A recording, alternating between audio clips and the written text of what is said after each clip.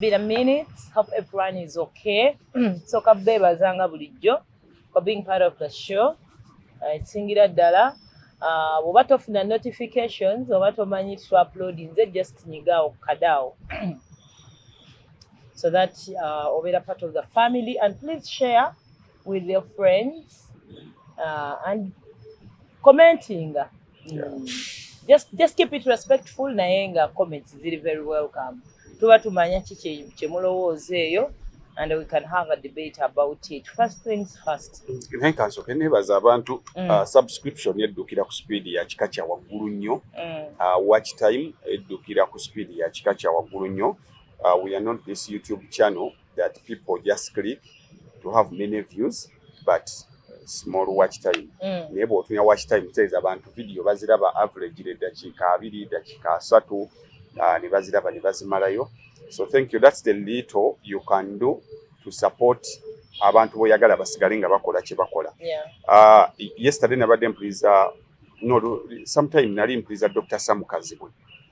You know, he's among those people bempa obudde obungi ennyo. Era bw'ofuna obudde noonyako YouTube channel bagiyita Sam Kazibwe Dispatches. Giwo nnyo obudde channel eyo if bw'oba oyagala okwekuumira mu kumanya. But kino twadde tukinyumyako nangamba nti challenge eri mu abantu be bayagala on merit nge bagabane hafi ne kwefu musigale wonyaawo mwogere temutuvaamu nga bali abantu abalala.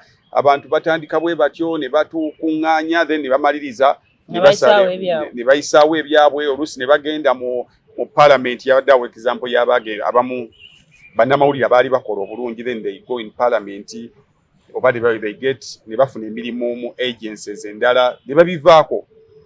Nagamba nti abantu abo abamu bannanfuusi.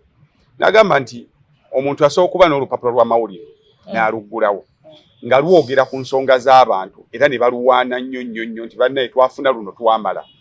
Nagamba mu Uganda mubamu abantu obukadde 45 ng'olupapula lw'amawulire olwo terutunda copies zisukka mitwalo 10 oba oyagala luyimirirewo lutya.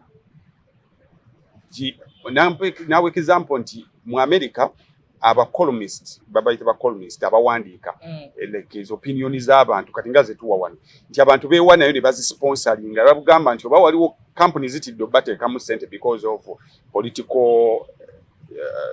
political reasons. Abantu ne beewaayo ne bagamba ffe tujja dusasukolo mwe tujja gisasuliranga ebeerewo. Nyini yaleme kutawaana ate bw'anoonya content ate bw'anoonya ne ssente zisasulira space. Ne beewaayo ne beekolamu akabi yagamba if it's a channel tujja kwekolamu tuwengayo 15,000 buli wiiki. So that channel esigale ng'etambula. N'agamba naye abantu balinda mwe mubivaako nga mulaba because tebiyingiza ssente ogenda okulaba kwefu afunye obabo bwa PR in certain agencies CBS agivuddeko anga yeyongerayo. Then oba hafi naye time will come agambe nayo manyi byonna tubyogedde what's new kaneyongereyo but abenyini audience nga olaba timu z'omupiira Real Madrid babeera ne funding y'abawagizi. They make sure timu yaabwe eyimirirawo si kubeera bubeezaawo bagula cards bagula ebintu ebyenjawulo oba ne bagamba tulina account kulijja oteekanga ssente bwezi timu ebeerenga eyimirira bwe ziba like they need si kubeeraawo nga bagamba bugambi bannange kati nabadde ntunuulira ever since olutalo lwa John Segayi lwatandika. Segayi bwe yayogera then I gave my opinion here ne ku Vibe Life. I've got abantu bangi nnyo to the extent 3 days ago my lecturer called me. Nangamba nzize nkugoberera ebintu bye mwogera n'oyo omuwala gw'obeera naye. Have you ever considered becoming a lecturer? Mugamba obadde ki? Nagamba have you ever just considered because as I follow your presentation the things you do nemuga ebya lecturer kati byera agamba we just go to masters nemuganga olaba zino zembadde nsasula essaawa zino zimpiza mu matu. Ababa you kati that's how far people love us. So twagala kubebaza those who subscribe and okusobola okutubeezaawo. Thank you. Then nabo abafaayo because they are people abafaayo nagamba kambaweerezeeyo so that ebintu bitambula. Otherwise abantu bemulaba deviatinga nadde ndaba interview ya Thomas Tayebwa deputy speaker yali mwefudisi abantu bamanyi n'okugonza abantu because literally fenna tumanyi Uganda gye tuwangalira economically we are not doing okay. So what usually people do agamba nga enjala ebisobola ebisinga omuntu otandika channel n'abakopi n'agamba kankiikirira abantu tebanjala abayagala speaking ekyo ekituufu naye tekijjawo the fact that enjala yo weeri kati abalina ssente bagamba abonjala yeeboogeza kati bambi bakusanga mu mbeera honestly speaking nga you would want to stand sigamba nti people should give up you'd want to stand with the truth naye ate ne school fees omwana ozeetaaga so abanafu mu mitima nagamba wa Tayebwa yagambye babeeranga kwefudisa awo ne bayiriba ne tiyagaasi ng'omaliriza olina okuswama abanene nga babazo bayiribya bakuweeyo ka transport paka yatuuka n'agabana mpulira ng'akooye okusaba abantu bano n'agenda ku NASA n'atandikawo ka pulintale obulimu ne butandika okujja n'agenda e Sudaani mbulwe yakomawo ng'ayinamu ssente yalidde okuva n'agamba kyeka ku opposition okubeera nti oli nnyo okusaidia y'abantu bakipimira ku bwavu obukuluma oba bukuluma nnyo then oli opposition bw'ofunamu akasente walidde so exactly tolaba ogundi Kyagulanyi yagenda swimmingako ne bagamba bannange wasiwugeko ku lwokubanga tuli mu struggle mukolambaga tuli mu struggle oli ne mukyalawo muli mu kuwugamu oli mu bino so osulewo obufumbo kubanga struggle baleetako ekifaananyi kya Mandela in struggle versus Bobi Wine in struggle nga bali ku biichi yawe ne mukyala we bakubye biichi eri biichi yawe baagirina so let's go an extra mile not on us all alone naye mulimu abantu nga you can support here and there ebintu bibanga bitambula so neither is ekyo nkijinjale bebaza for comment for subscribing and watching and n'abajja mu inbox to say thank you we appreciate okay kali neba nange suicide rates ndazi say twayogerako ko oli omusajja oyo eyabuuka ku kizimbe va ku muyindi wa IT ye birungi something then da muyindi then one yetugidde mu golf course ngo golf course tanabaawo bwe twava ku wa IT ne tudda ku muyindi waliwo omwana emwererwe somero lya vocation yetuga bwe twava ku oyo ne tugenda ku omwana twagenzera ku mwana omulala yetuze nga bazadde be bamumye combination simanyi ayagala kusoma mege simabo bamuwa biki then kati waliwo omusajja yetugidde mu golf course then waliwo omukuumi egadi yese naye ensonga obuzava bwe ensonga gyewadde nga yeye God shoots himself dead after losing a motorcycle he was paid to protect. Bamulekedde kapiki nga tuleka ndoza amamotoka gaffe n'olekawo ebbiri 10 kati picha eyo ne bagibba yozagenzo aba talina kyagenda oba kunnyonnyola nnyiniyo ne yeekuba essasi nnyiniyo yadde amulekedde siringi 10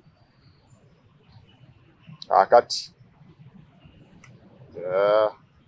suicide rates ziri waggulu ezo ndo ze ziri mawulire zetumanyi zokka ebisigadde eyo domestic violence everything ekiri on the negative kiri on the rise like of all the things that are in this world obutunaakyuzingawo okwetta kubanga ffenna tuliwo byonna byetukola okera ku makya wherever effort you're putting is for you to stay alive kale ate omuntu atuukayo nga eri side alaba it is the only option man naye ffe twongera tetulina kyabbakolera just okubannyonnyola nti wani gy'olaga tomanyi biriyo ffenna tusomako bisome n'okubikkiriza tomanyi biriyo tu embeera gy'oyitamu waliwo ate agiyitamu ali obubi ennyo kikuzeemu amaanyi Grace awasi enja nyambaza yankubira lero Wednesday yankubira ku Monday nani nakava nowhere I think she never wanted to talk to me direct actually she did call me she sent me a WhatsApp message nga ina byangamba emwana yemba dawo naawe nenze gwagamba gwe yali agamba I didn't just want nemubulire embeera gyendi eri simple kubanga ate ye already yali yasoso okumbulira Then early in the morning on Tuesday, she sends me a message nti yawulidde bye namugambye. Ne mugamba I hope you go through it. Ne mubuulirako nze ate kyempitamu. Nanga mumanyi bwennyukayitirako wali. Nkuzeemu amaanyi. Yo wamma kyahulire. Twatuuse wali. Everyone is frustrated. Afina tulina bye tuyitamu. Nangamba bane kyokogenda okabira omuntu ekizibu nolowooza gwe asinga obbeera nangamba bwewangambye ku makya nawulire nga kale how are you even talking on TV because the nande ni TV nkulaba nga se bw'oseka n'oseka. How can you be laughing are you going through this? We talked about it and they're like man. Aye netukomboza emboozi z'abantu abalala tugamba naye gwe nkubulira. Abantu baliwo. Tuli okay. It is just a moment. Buli omu engeri gy'adabudde mu nekyayitamu. It's just a moment. You can go through this. Naye gwe abantu bali bubi. It's not a moment. It's their lifestyle. It is their lifestyle. That's how they've been, and they don't have any hopes. Na nemugambya tukabya kyejo. Tukabya kyejo. Kati through the day obudde obusinga twamaze ffenna yesterday. Olagize nangane bwemba safa ku Sunday. Ane ku Monday safudde sikyafudde I died. Nego senti nebizibu byaffe byaweddewo. We talked about it. Buli omu ebyo bikya standing ayo yadde bistandinga. But I'm very okay gwe kyoba omanya.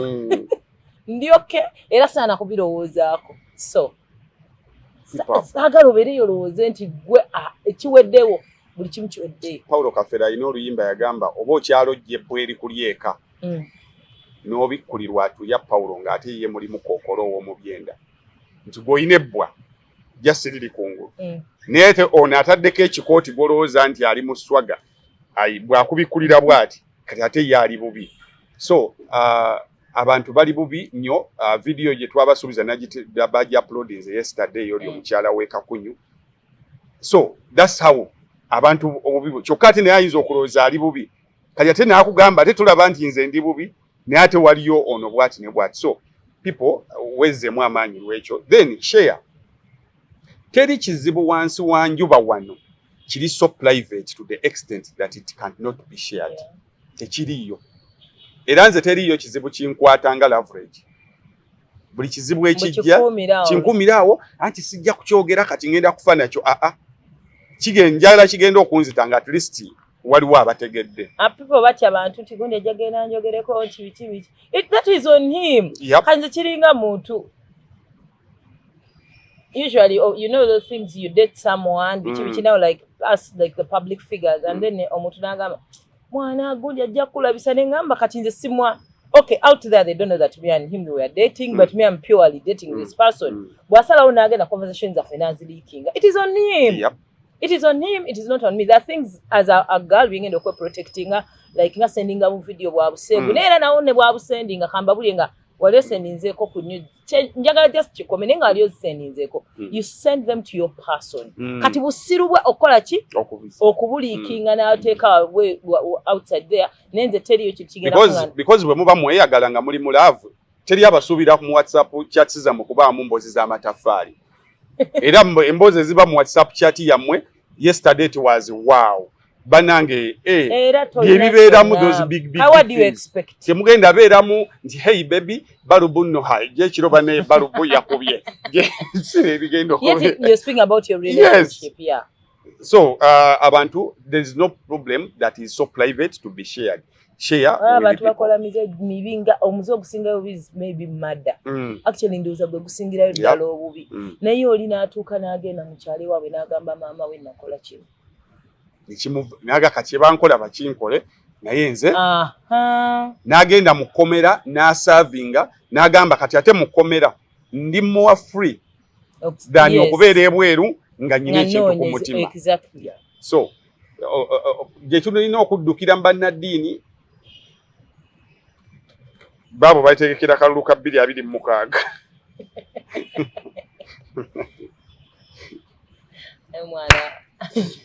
Batukwata la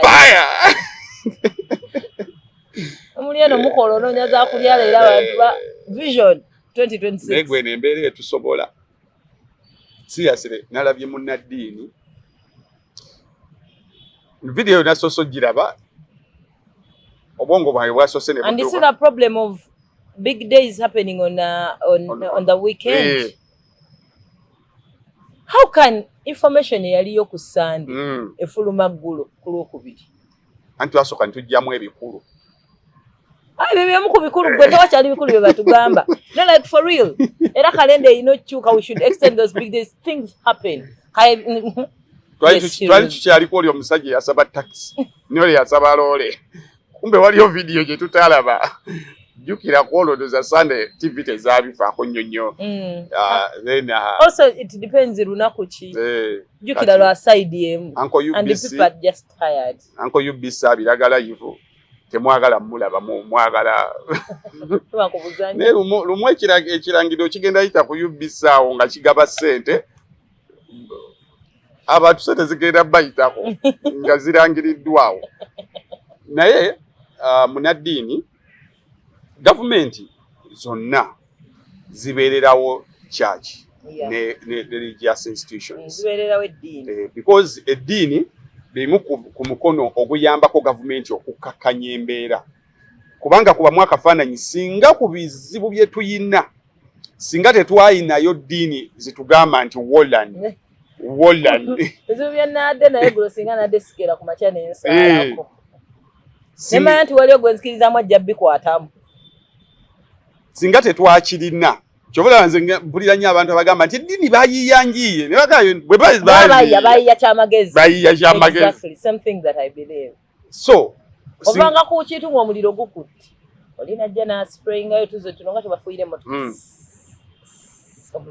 ne gukakka so kakati gye tulina okuddukira kati gavumenti zirina okusupportinga institutions ezo zisobole okuyimirirawo because eddiini lwakuba Katonda gwe tutalaba erina kubeera body of government nga onolaba judiciary executive ne parliament awandibaddewo religion nga nayo sector eri awo go ge mazima amatuufu naye lwakuba kati mweno gundi already kati eri infiltrated by abafere bangi nnyo abagiyingira ne bagifuula because abantu omwoyo abantu bozanyira ennyo bomanipulating omuntu kyakkiririzaamu asobola okukuwa buli kyayina kakati abafere ne bajja naye nga kintu ekirina okubeera nga kiri kept pure so olaba nga balina ekyokubawa sigamba nti gavumenti teyina kubawa erina okubawa olw'ensonga si nti shouldn't even be a question of discussion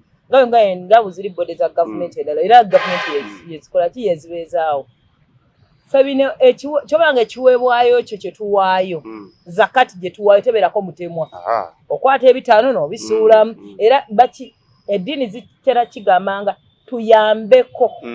tuyambeko naye tetulabangayo mulimu mulala musheka gwagenda kukola mufaaza alina omulimu alina office endala gyatulamu era asasulwa so in actual sense when you grow up you get to know that these people sina sente zetuwayo because tetulina sente zetuwayo zibeezaawo bantu abo but it is the government that's supposed to support them naye because kiri mu docket ya Katonda ife abakkiriza tukkiriza nti abantu bakolera Katonda era yabasasula naye nga mu actual sense siwe kirina okubeera kati tubanga tulina kusigala nti tuli bakkiriza tulina okujjawo okulaba how they survive ne tumanya nti Katonda yakola ki naye yabasasula abeera nze nkolera Allah nkolera Yesu ebyange yabirina kati wojja n'obambula n'olaga obuziina bwabwe nti gwe abasasula fe ababakkiririzaamu otulese ku ki nti balimba kiri kye bayita Katonda babategeeza nze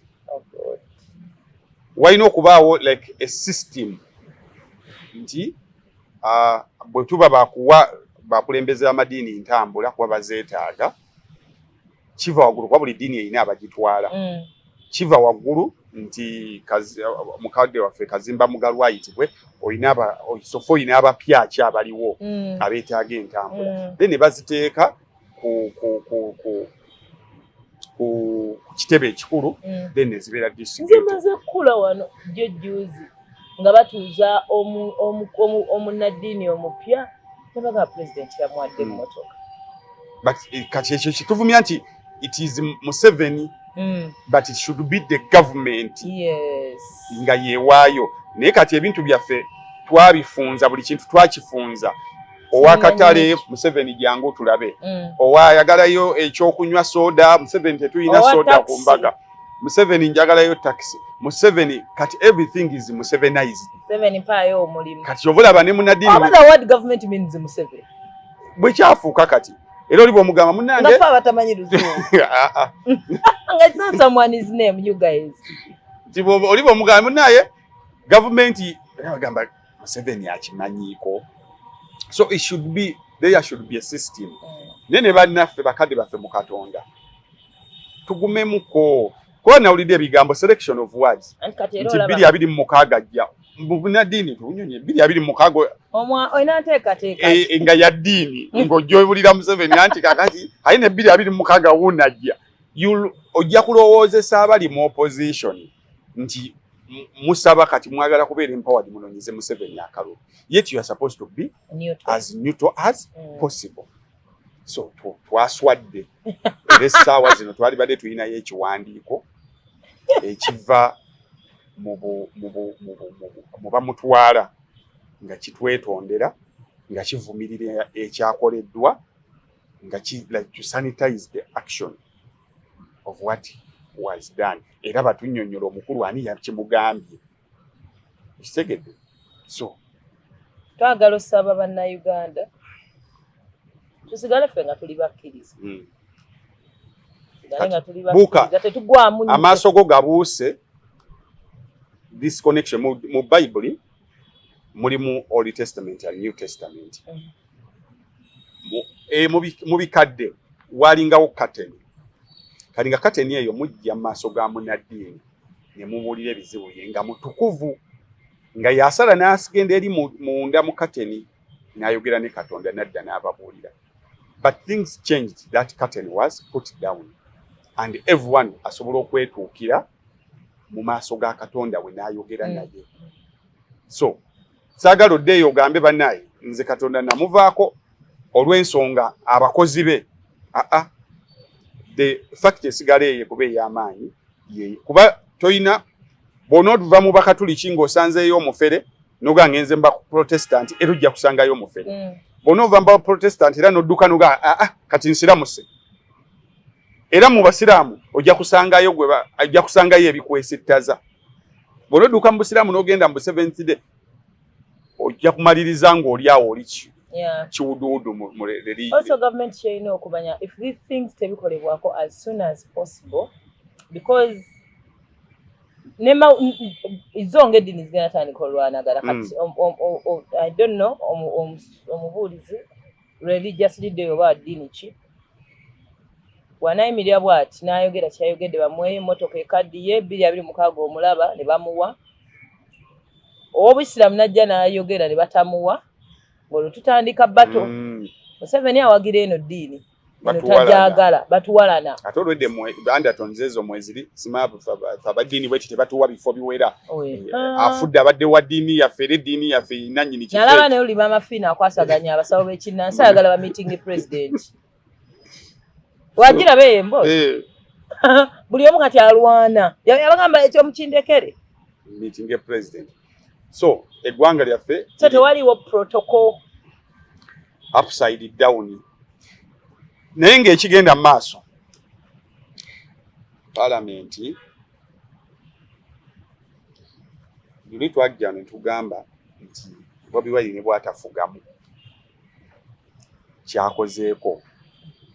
kyakozeeko kimala bwe kubeera tukulabisa ala buli kintu essaawa zino waliwo arrest zigenda maaso nga tuli bato omuntu wakuba ekikonde n'omugwana omukwata n'omusika essaati n'ekuukako amapeesa at least Abaganda kyagala nti akugoba tabulwa kyakusuuza n'empewo ekusuuza amaziga ekusuuza eminyira givaayo akati bino byonna Frakasi egenda mu maaso mu Parliament if you are there thinking nti opposition essaawa zino eriwo terina kyekola gwe ngolowooza nti bigenda mu maaso byekola byokka then amaaso go galabira kumpi kubanga essaawa zino ebintu Bobi Wine byayogerako bye bagamba nti biri politicized byaga nti parliament nfu obubbi buli mu parliament mwe muwoza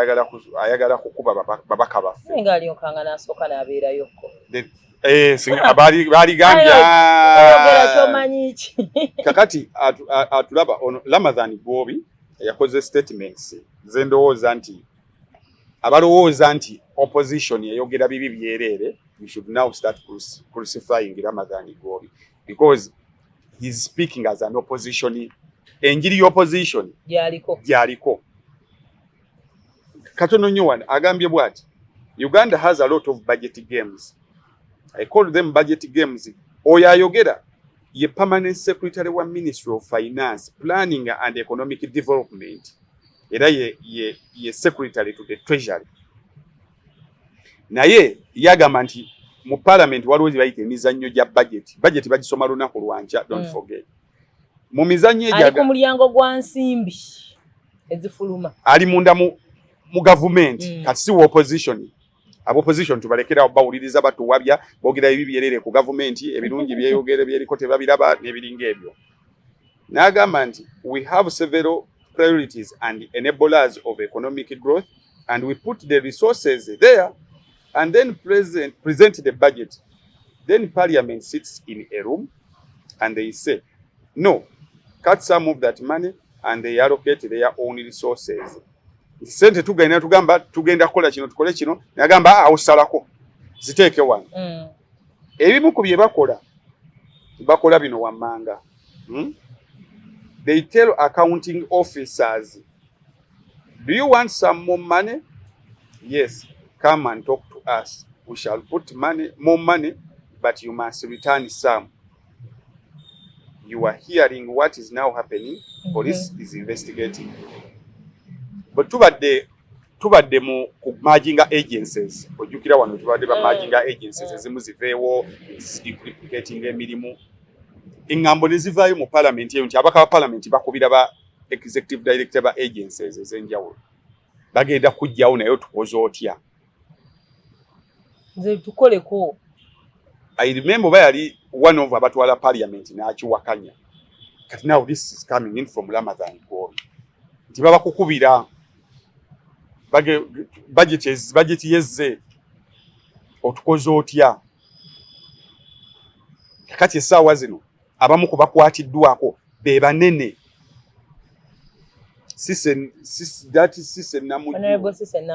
si mutono nnyo kati mutunira ababaka so bwe babanga mu parliament mulimu n'ababaka essaawa zino kati abatakyalabikako abamu abayiseemu edda bagamba bamu bali China bamu I'm not available. So kama gena sema budget they are supposed to be available. N'essaawa yonna bagamba bayinza okukwatibwa. So bwe tubaamu ne parliament ng'embongambo zizeze babbi nga ne President Museveni yagamba kati obujjulizi mbolina. So kakati webabaako gwe bakutteko gwe n'otandiko n'obaako byonnyonnyola. On top of that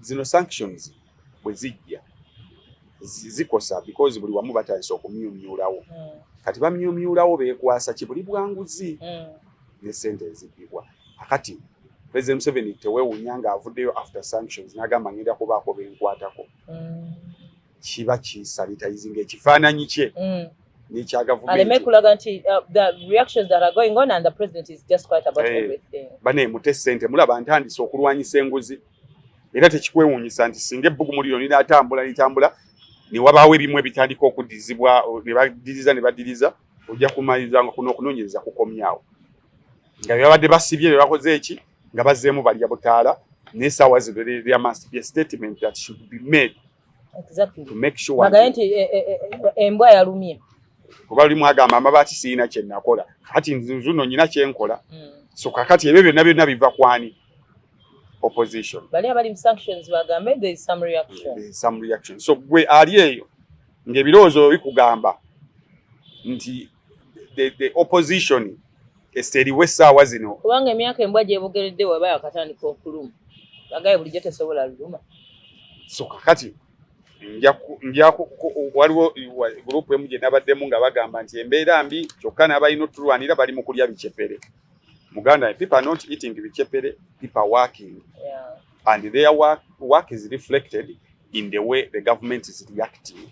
Otherwise, singa tewabadde wanyeenya bino byonna byali badde bigenda bwe bityo nga ssente zigenda ne zidde eri because tewali wanyeenya obulamu ne butambula nga n'abali ebweru tebamanyi kikigenda mu maaso wano ne bakontinuinga nga batuweereza ssente, yet people are very poor. Bobi Wine wamulebe yagenze okukyalira abantu be batwa. There is batwa gye yagenze in this day and era wakyaliyo abantu abafaanana bwe batyo neyo yalaze nawala nomala oyingira mu busoga awo. Kati ffe twabadde Masaka weka nege busoga kumpi nnyo naye abantu bakyalina envunza mu njalo mu naye nga bw'ogenda mu bakulembeza abatukulembera tebasoma basiba bataayaya ku byalo like it is kamulyawo.